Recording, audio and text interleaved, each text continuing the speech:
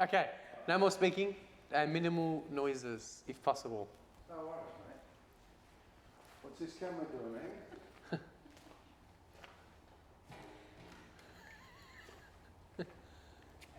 Don't knock it.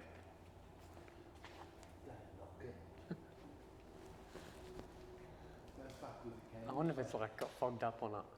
Oh, that camera's Okay. on this angle. Yeah. So I'm in the wrong spot too. Back there or where Isaac is? What scares you most about this whole journey? Failing.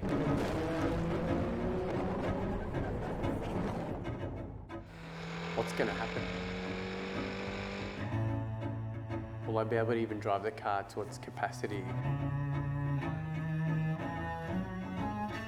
Will I be last? Will I just crash the first race? Will it all be just an absolute waste of time and money?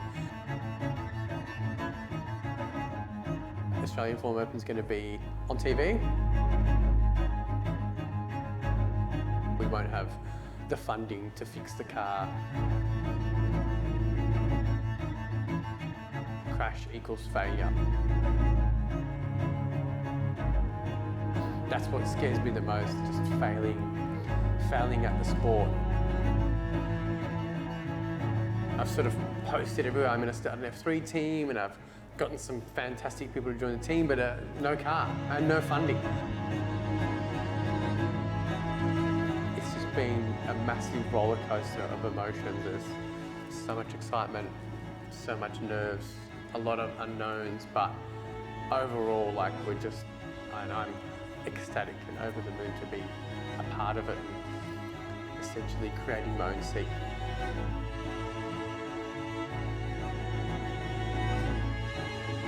Stick to the plan and it'll fall into place.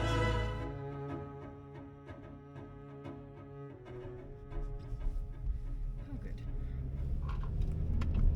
So I am off to Sandown Racecourse to go see George as he races around in the BMW, the E30. So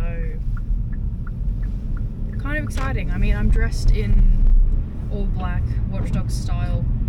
Kind of feels like I'm a secret agent or something. Like I know something that no one else does, and it's my mission to go and watch George race around. But no, it's good. I'm excited. I feel like a vlogger a little bit. I hope I get used to this.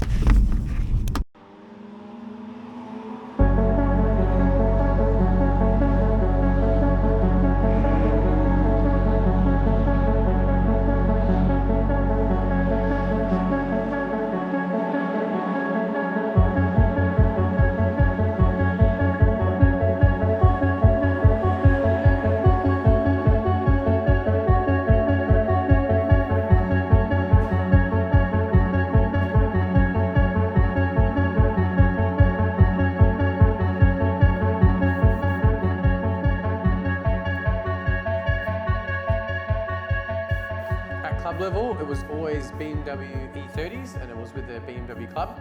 I've had about 4 or 5 over the years, and the last iteration is the one behind me, which ended up being pretty much a mock-up of the E30 M3 Warsteiner from the 80s. We pretty much in-house installed the body kit and worked on the car myself and my uncle, and we've raced that now for the last sort of 3 years. I've been club racing now for 15 years. It's been mostly on and off for the first, I'd say, 10 years. It was never like a full year of racing. It was more or less jumping into the rounds that I A, physically could do and B, afford to do. Even at club racing, as much as it sounds like it's low level, it pretty much has all the same logistics, tooling and work needed to get to the track. It's just that the track day is only one day. But given I was pretty much a one-man to two-man at best team, it wasn't until sort of 10 years down the track I had sort of the funding to kick off and do a full year's worth of club level racing, in which at club levels there's quite a lot of races. You know, we'll have like, you know, up to nine rounds a year, which is quite a lot. So you're sometimes racing once a month to every second month. First year of full racing, we didn't just win our class, we won outright. So 40 has been obviously my lead mechanic, but a bit more than that is being pretty much, 99% of the support I've had through most of my racing. It's hard to have people sort of not only work on the car with you, but to obviously come along on the ride. There's a lot of driving. You sometimes drive interstate. You have to drive from the night before. There's overnight stays. Sometimes you have to rough it out. So it's really hard to get that consistent support. So someone that's always been there for me throughout the journey. There's been a ton of late nights, especially when we did the M3 body kit. That's something I wanted to surprise everyone with, and I did it from between races. I had literally a couple of weeks. I wanted to rock up from one race to the next in a completely different car and wow everyone, and that was a huge feat, and that's probably another reason why I just couldn't part with the car. It's just a lot of sentimental value and hard work, and someone that's been there with me from the start and still with me here now, creating new memories.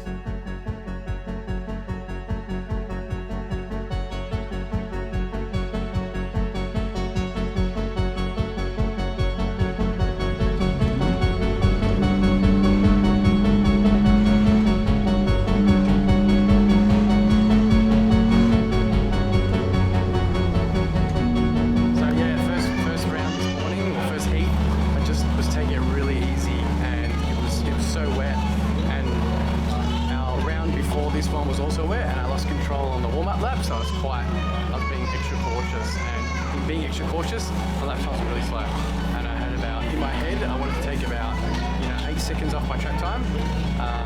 We watched the radar from first session to now. Rain was on, off, on, off. Unfortunately, rain was back on, but I just put everything aside and just told myself, get used to slipping around, just monitor it, manage it as best you can, and manage to take 6 seconds off, which is going to put us now at the top of our class in the biggest class of the BMW Car Club Victoria, and looks like we'll be winning that class for this year. So all the hard work has paid off, showing it at every round has definitely paid off, and now winning that class overall for me is probably my biggest win of my career. Although I have won the championship outright before, I won the championship outright because of the class I was in was slightly smaller. So now with BMW Car Club's biggest class where the most competition is, winning that for me is a really big deal, and especially given that I don't feel as comfortable in the rain, to win it on a day like this is just even more sweeter. And what about your thumb?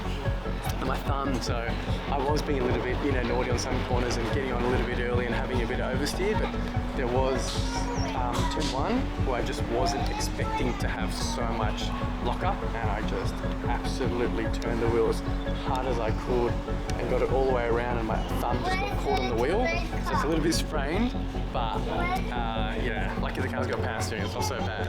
But there was a lot of hairy moments, and I've got the GoPro footage, which is going to be really awesome to watch. But lots of hairy moments, but well worth it. Like just getting that comfort in the car, in the rain, tricky sand down. Like one of my least favourite corners is the left turn off the back straight. So just coming to terms with that corner in the wet is just another layer that I'm starting to uncover. So great day.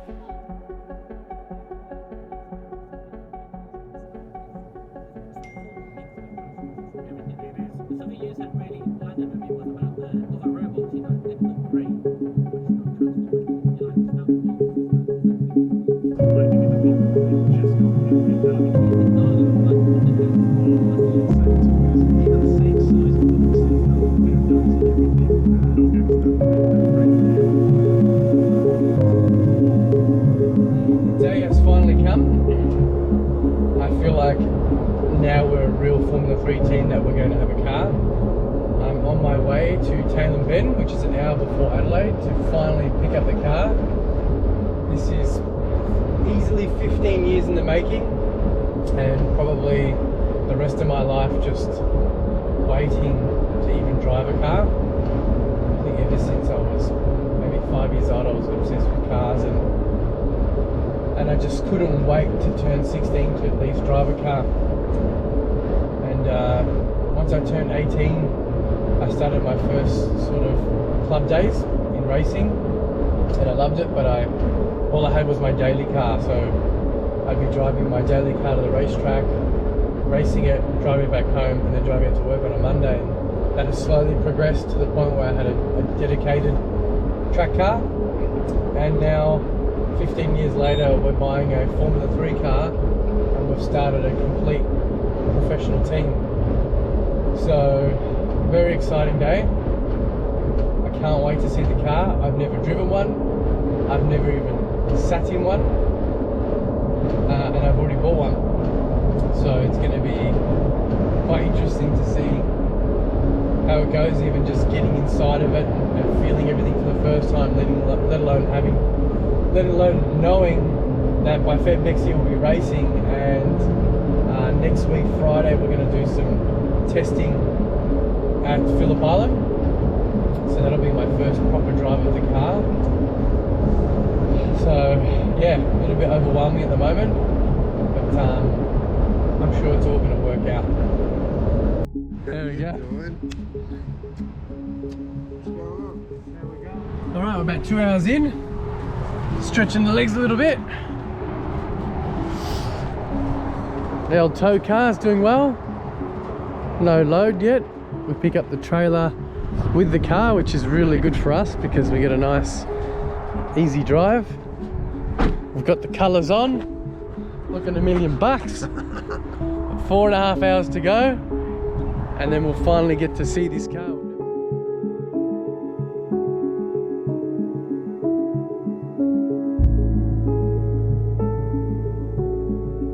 James Shop. This is it. Here we are. We have arrived. There's Amy. James. Oh, let's park front and center. This is it. So my thoughts were, because I've been let's get it thrown back. If I don't shut the door.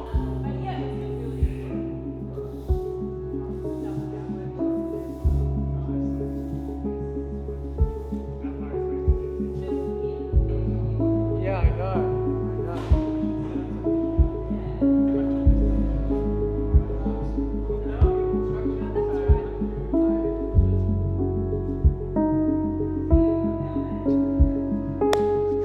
Very exciting.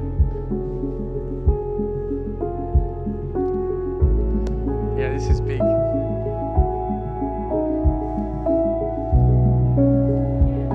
Point term.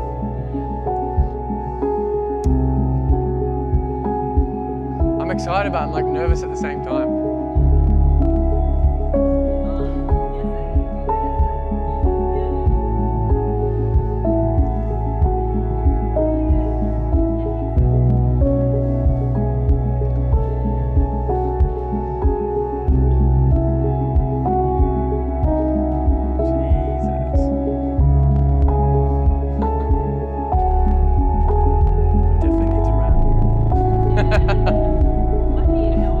Yeah, lucky. Sight unseen. Wow. What do you think? It's tiny, isn't it?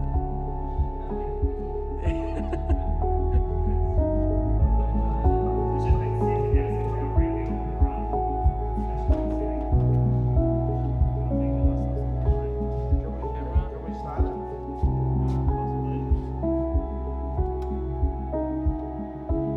The simulator, that's not that hard to do.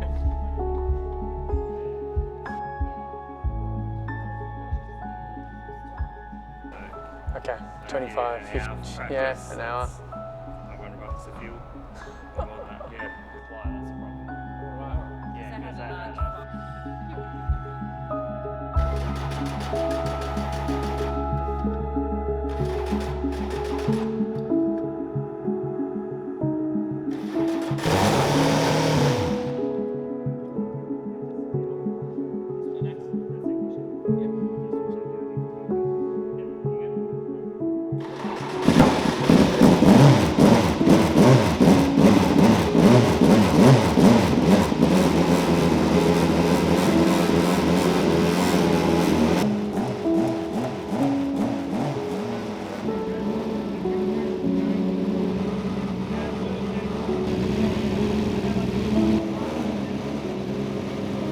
50 macro. It's gone full circle. Yeah. It's come all the way around. Yep. Wires on it. Yeah. Anderson plug. An Anderson plug you can get from Sitting in it, I'd never sat in an open wheeler car before actually buying one. The moment I sat in the car, I slid in, and obviously the car is not adjusted for me, and I didn't realise how bare it is inside. It's just a rectangular cardboard box. You're sitting on the floor, like you're lying down almost. And when I sat in it, I just realised that I can't see anything, and I'm just so much deeper into the car than I thought. It was so tight, and I was just thinking to myself, what have I done? Like, I don't even think I can drive this thing. I can't visibly see. I panicked. I think there was a moment of panic. Am I just wrong? Have I got this all wrong? Like, what am I doing? I've said F3, I've backed it, never touched one, never sat in one. So yeah, that was a memorable moment.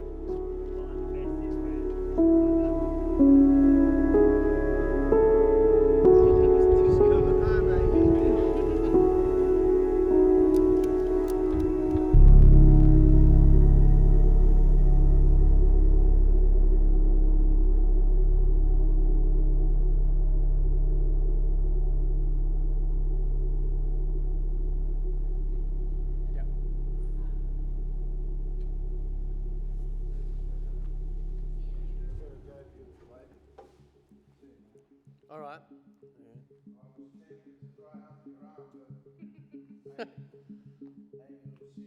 We've got the whole year. This is the